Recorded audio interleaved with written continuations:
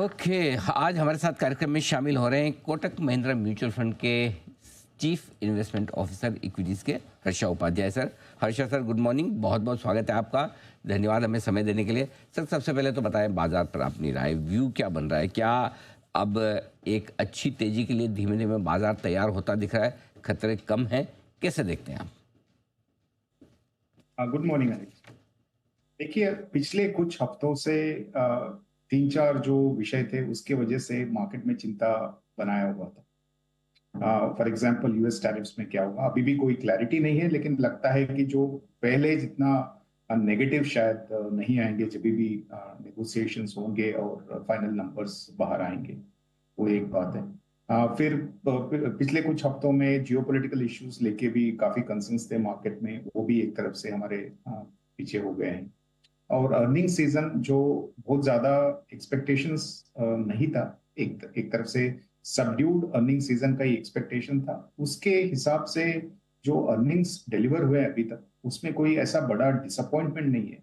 और ये बोल सकते हैं कि इनलाइन टू थोड़ा सा बेटर रिजल्ट्स ही आए हैं। और एफआईआई का जो सेलिंग था वो भी खत्म हो गया है, और पिछले कुछ हफ्तों से एफआईआई का बाइंग चालू। तो ये सब देखते हुए लगता है कि जो बड़े जो नेगेटिव्स थे वो शायद हमारे पीछे हो गए हैं। और अभी जो मार्केट का जो आउटलुक है वो तो थोड़ा ज्यादा ही बुलिश हो चुका है। तो शायद हो सकता है कि रियलिटी कहीं ना कहीं बीच में है। बहुत ज्यादा नेगेटिव्स भी नहीं है, बहुत ज्यादा पॉजिटिव्स भी नहीं है, लेकिन जरूर वैल्यूएशंस को नजर में रखने पड़ेंगे, क्योंकि वैल्यूएशंस अभी अगर लॉन्ग टर्म एवरेज से कंपेयर करते हैं तो काफी ऊपर फिर से जा चुके हैं। तो वही एक थोड़ा सा चिंता का विषय है, लेकिन अदरवाइज जो मैक्रो फैक्टर्स है वो सब काफी हद तक ठीक ठाक हो चुके हैं। चलिए, तो मैक्रो फैक्टर्स काफ़ी बेहतर हुए हैं और चीज़ें सुधर भी रही है, इससे नीचे जाने की रिस्क भी कम है। लेकिन माइक्रो फैक्टर्स पर आते हैं, नतीजे। सर, कैसे दिख रहे हैं इस रिजल्ट सीजन में? क्या आपकी उम्मीद से बेहतर नतीजे रहे हैं? और उस लिहाज से आपको क्या कॉन्फिडेंस आता है कि अगले 2 या 3 क्वार्टर में, या जो भी आपको फोर्सिबल फ्यूचर नज़र आए, उसमें नंबर्स बेहतर होंगे? बिल्कुल अनिल जी, अगर आप फुल ईयर का एक्सपेक्टेशंस की बात करें तो सबसे पहले जब भी फाइनेंशियल ईयर बिगिनिंग में ये आउटलुक था कि करीब 15 से 16% लार्ज कैप का अर्निंग्स रहेगा, और शायद 20% से ऊपर मिड एंड स्मॉल कैप में अर्निंग्स ग्रोथ दिखाई देगा। वो जाते जाते काफी मॉडरेट हो चुका है, और अभी हमें लगता है कि करीब करीब 7 साढ़े 7% का ईयर ऑन ईयर ग्रोथ रहना चाहिए फुल ईयर में लार्ज कैप्स के लिए। और मिड एंड स्मॉल कैप्स में भी जो पहले का एक्सपेक्टेशंस था वहां पे नहीं रहे।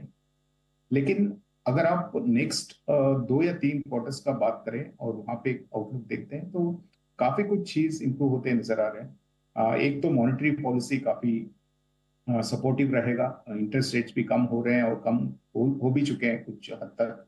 अगर आप मार्जिन्स का आउटलुक देखेंगे तो वहां पे भी बेनिफिट्स होने चाहिए, क्योंकि क्रूड ऑयल प्राइस काफी ईयर ऑन ईयर लेवल से काफी नीचे आ चुका है, और लगता नहीं है कि यहाँ से काफी बढ़ सकता है। मेरे हिसाब से तो यहाँ यहीं पे रहना चाहिए, यहाँ से भी नीचे जाना चाहिए।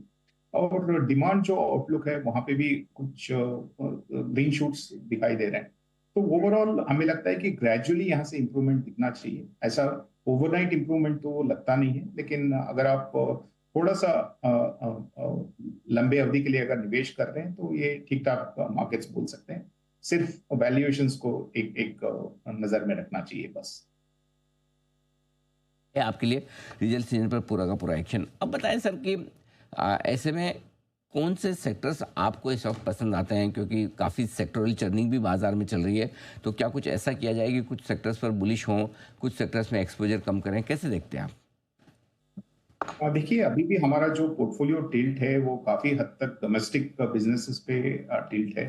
तो हमें अभी भी लगता है कि जो यूएस ग्रोथ आउटलुक है या टैरिफ का सिचुएशन जो उभर कर आएगा, वहाँ पे क्लैरिटी ज्यादा कुछ है नहीं, और वहाँ पे बहुत ज्यादा ओवरवेट रहने से शायद पोर्टफोलियो में रिस्क हो सकता है। तो इसलिए हमारा ज्यादातर टिल्ट डोमेस्टिक बिजनेसेस पे है। और विद इन डोमेस्टिक बिजनेसेस हमें लगता है कि जो बीएफएसआई क्षेत्र है जो पिछले 6 महीने में आउट परफॉर्म भी किया हुआ है, वो आउट परफॉर्मेंस कंटिन्यू होते रहेगा। उसके अलावा हमें लगता है कि सीमेंट, आपके टेलीकॉम, पावर, एनर्जी, ये सब क्षेत्रों जो काफी हद तक डोमेस्टिक फैक्टर्स पे निर्भर करते हैं, या तो जहाँ पे भी इंटरनेशनल फैक्टर्स पे निर्भर करते हैं, वो शायद बेनिफिशियली हो रहे हैं। जैसे कि अगर क्रूड ऑयल का प्राइस देखें तो वो करीब $65-66 प्रति बैरल हो चुका है। तो उस हिसाब से ये 3-4 जो सेक्टर्स मैंने बताए, तो यहाँ पे रिस्क कम लगते हैं, और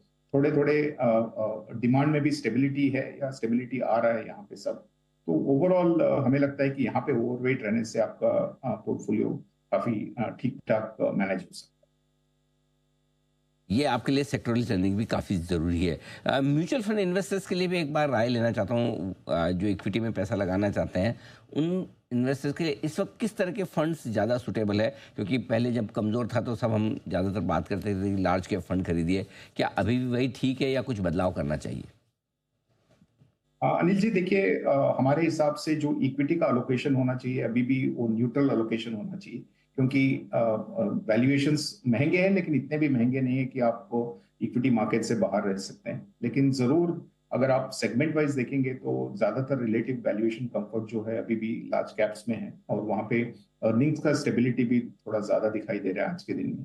तो एटलीस्ट 50% आपका जो एक्सपोजर रहेगा फंड में वो लार्ज कैप में होना चाहिए, और बाकी मिड एंड स्मॉल में हो सकता है। एक ही कॉशन है कि थीमेटिक स्कीम्स अभी शायद बहुत एग्रेसिवली निवेश नहीं करना चाहिए, क्योंकि ऐसा कोई थीमेटिक सेक्टर या थीम नहीं बचा है जहां पे बहुत ज्यादा वैल्यूएशन का कंफर्ट आज के दिन में है, या बहुत ज्यादा सेक्टोरल पॉजिटिव्स भी हैं। तो उस हिसाब से लगता है कि एक डाइवर्सिफाइड अप्रोच लेना चाहिए, और एटलीस्ट 50% लार्ज कैप टिल्ट रखने से ओवरऑल रिस्क भी मैनेज। बात है तो ये आपके लिए बेहतर रहेगा, लार्ज कैप पर थोड़ा फोकस रखना।